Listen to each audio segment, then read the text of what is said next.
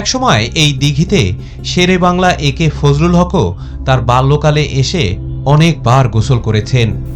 এখানে চমৎকার একটা গম্বুজ রয়েছে, যে গম্বুজগুলো বাইরে থেকে দেখলেন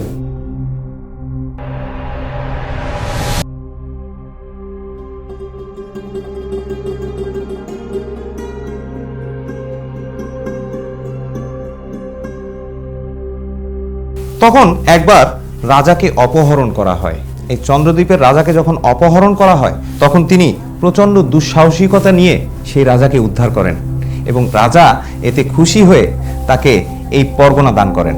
বাংলাদেশে আমরা যতগুলো পুরনো মসজিদ দেখতে পাই তার বেশিরভাগের স্ট্রাকচারই কিন্তু মোটামুটি একই রকম।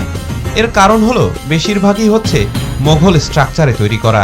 একমাত্র ব্যতিক্রম পাওয়া যায় এই করাপুর জমে মসজিদের ক্ষেত্রে। আসলে কেন এই ব্যতিক্রম, আর কিভাবেই বা এই মসজিদটি এরকমের একটা অজপাড়াগায় এলো, সেসব ব্যাপার নিয়েই থাকছে আমাদের আজকের এই ভিডিও। চলুন না তাহলে জেনে আসি ঝালকাঠির করাপুরের সেই বিখ্যাত মসজিদের ইতিহাস এবং একজন ব্রিটিশ বিরোধী নেতার অনন্য এই সৃষ্টির আত্মকাহিনী।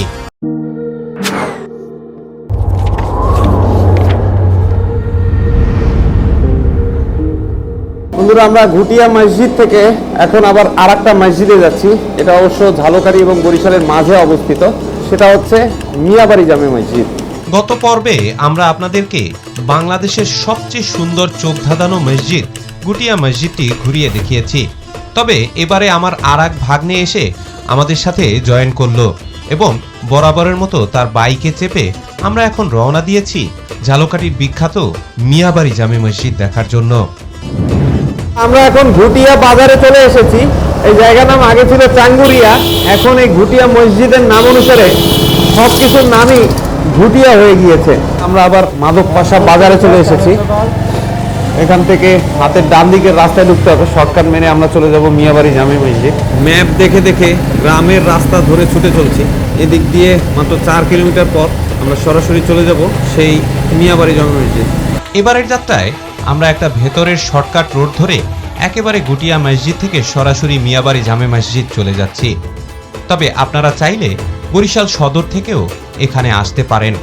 সেক্ষেত্রে আপনাদেরকে বরিশাল সদর থেকে যে কোনো একটা ম্যাক্সি কিংবা মাহেন্দ্রতে চেপে করাপুরে আসতে হবে, আর এতে করে আপনাদের ভাড়া পড়বে মোটামুটি 60 থেকে 70 টাকার মতো।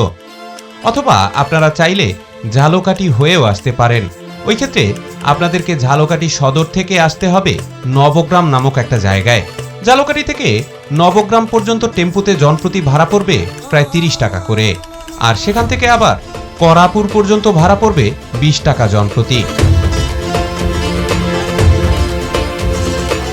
তবে এবারের যাত্রায় আমরা গুগল ম্যাপের সহায়তায় মোটামুটি শর্টকাট ধরেই চলে আসলাম খুব অল্প সময়ের ভেতরে। তার উপরে বাহন যেহেতু বাইক ছিল তাই সময় মাত্র 20 মিনিট লাগলো। আমরা অবশেষে মিয়াবাড়ি জামে মসজিদে চলে এসেছি।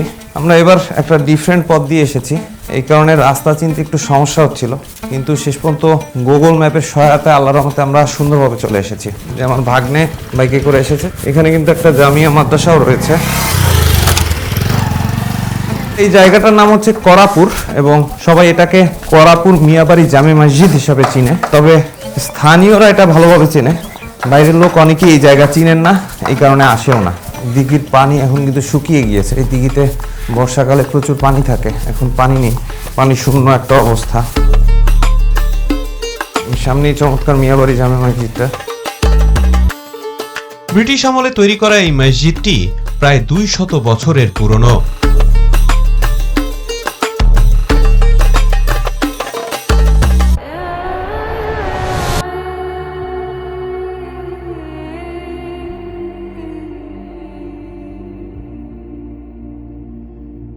এখানে মসজিদে নতুন করে গেট করা হয়েছে খুব চমৎকারভাবে, এবং এখানে একটা বিশেষ সতর্কীকরণ করা হয়েছে যাতে মহিলারা এই মসজিদের পবিত্রতা রক্ষার্থে উপরের দিকে না ওঠে, তার একটা সতর্কতার নোটিশ দেয়া আছে।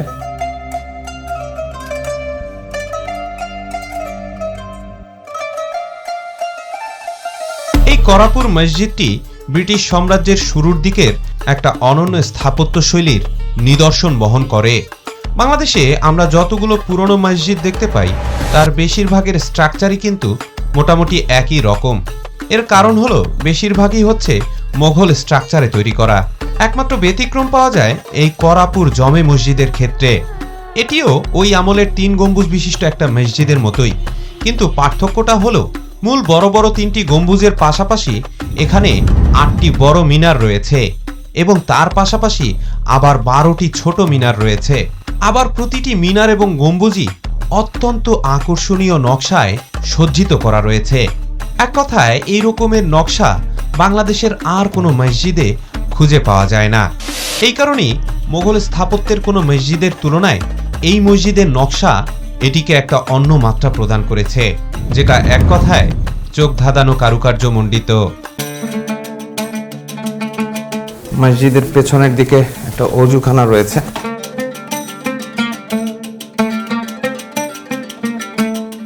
আর এই পেছনের দিকে টয়লেট রয়েছে। আর এদিকে নিচের যে তলাটা আছে এটা কিন্তু বর্তমানে মাদ্রাসা হিসাবে ব্যবহৃত হয়। এই পাশে হচ্ছে গোরস্থান। এই কবরস্থানে কিন্তু সেই আদি আমল থেকে বর্তমান সময়ের অনেক মানুষেরই কবর রয়েছে এখানে। মসজিদের সিঁড়ির নিচে 2টা কবর রয়েছে পুরনো আমলের। এই 2টা হচ্ছে রাজমিস্ত্রিদের কবর, যারা এই মসজিদটা বানিয়েছিলেন তাদের কবর। মূল মসজিদের বাইরের দিকে 3টি দরজা রয়েছে এবং প্রতিটি দরজা সেই ব্রিটিশ আমলের ডিজাইনে নকশা করা রয়েছে এবং এর উপরের ওয়াল খুব চমৎকারভাবে নকশা করা রয়েছে।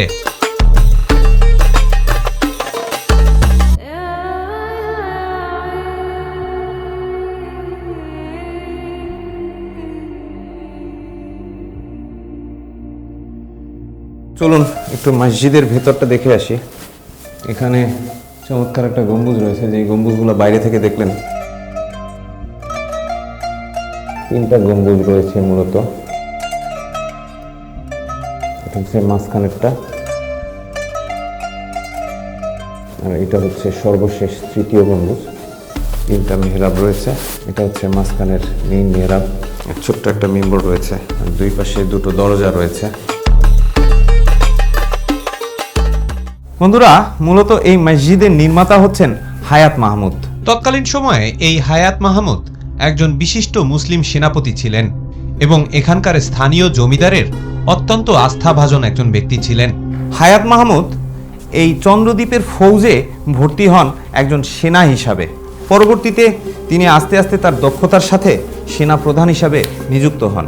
তখন একবার রাজাকে অপহরণ করা হয়।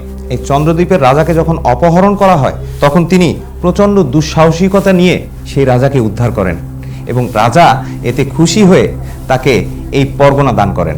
আর এই মসজিদের পেছনের দিকেও একটা চমৎকার দিঘি রয়েছে, আর বিকেল হলেই এখানে চলে পাখিদের ওরাউরি।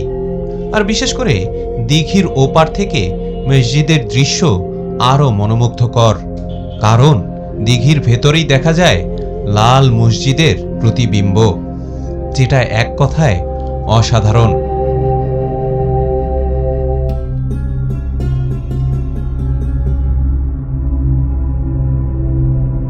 একসময় এই দিঘিতে শেরে বাংলা একে ফজলুল হকও তার বাল্যকালে এসে অনেকবার গোসল করেছেন। শোনা যায় তারই এক দূরসম্পর্কের আত্মীয় নাকি এই করাপুরের মিয়াবাড়ি জমিদারের বংশধর, আর এই কারণেই তার জীবদ্দশায় তিনি এখানে বহুবার এসেছেন। তখনকার সময় এই পরগনার নাম ছিল বুজুর্গ উম্মিদপুর। পরবর্তীতে অনেক কাল অতিবাহিত হওয়ার পরে এই এলাকা কিন্তু ব্রিটিশদের দখলে চলে যায়। তৎকালীন সময়ে ব্রিটিশদের বিরুদ্ধে আন্দোলনের অত্যন্ত শক্তিশালী একজন ব্যক্তি ছিলেন এই হায়াত মাহমুদ। বলতে গেলে ব্রিটিশদের শুরুর পর্যায়ে একজন শক্তিশালী বিদ্রোহী ছিলেন তিনি, এবং একটা পর্যায়ে তিনি ব্রিটিশ বিরোধী সেনাপতি হিসাবে পরিচিত হয়ে উঠলে ব্রিটিশরাও অ্যাকশনে যান। পরবর্তীতে ব্রিটিশরা জোরপূর্বক এই হায়াত মাহমুদকে বন্দী করে এবং তাকে প্রিন্স অফ ওয়েলস দ্বীপে নির্বাসিত করেন।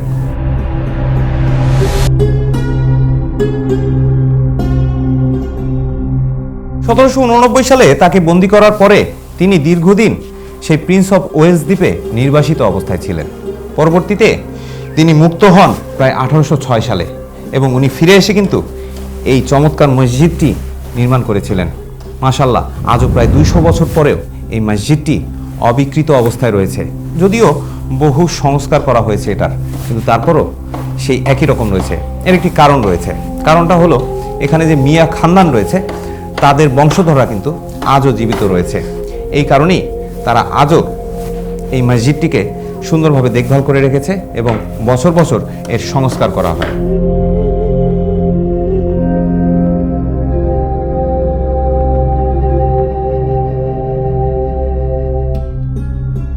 সুতরাং এই ছিল আমাদের মিয়াবাড়ি জামে মসজিদের উপরে বিশেষ ব্লগ। ইনশাআল্লাহ আগামী পর্বে বরিশালের অন্য কোনো জায়গায় আবার আপনাদের সাথে দেখা হচ্ছে। সে পর্যন্ত তাহলে বিদায়। আসসালামু আলাইকুম ওয়া রাহমাতুল্লাহ।